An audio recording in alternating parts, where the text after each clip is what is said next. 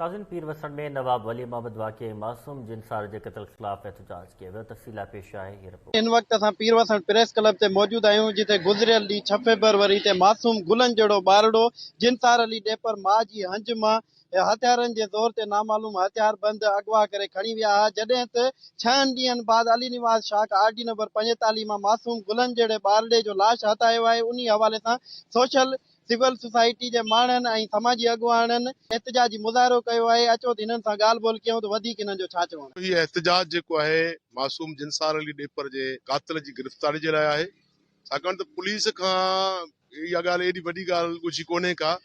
हिन महिल 8-10 ॾींहं थी विया आहिनि, इहो जेको क़त्लु आहे हिकिड़ो मुआमो बणियल आहे, उनखे हल कयो वञे ऐं उनजी जेकी माउ जूं आऊं ऐं दाऊं आहिनि उनजो अज़ालो कयो वञे।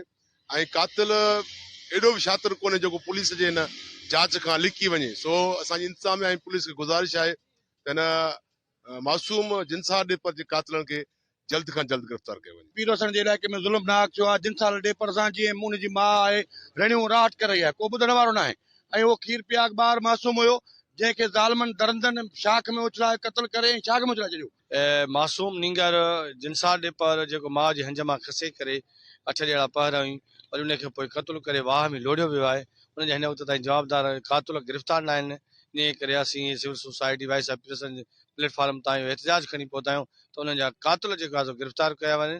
जेकॾहिं कातिल गिरफ़्तार न थिया त असां भरपूर तहरीक खे अञा अॻिते वधाईंदासीं ऐं उन जा जेके कातिल आहिनि उहे जल्द खां जल्द असां IG सिंध DIG सखर ऐं SP खैरपुर खां मुतालबो था करियूं त फिलफौरन उन्हनि जा जेके मासूम जा कातिल आहिनि उहे गिरफ़्तार कया वञनि। 8 ॾींहं 9 ॾींहं मुकमल थियण बावजूद पुलिस कंहिं बि क़िस्म जी कार्रवाई अमल में कान आंदी आहे।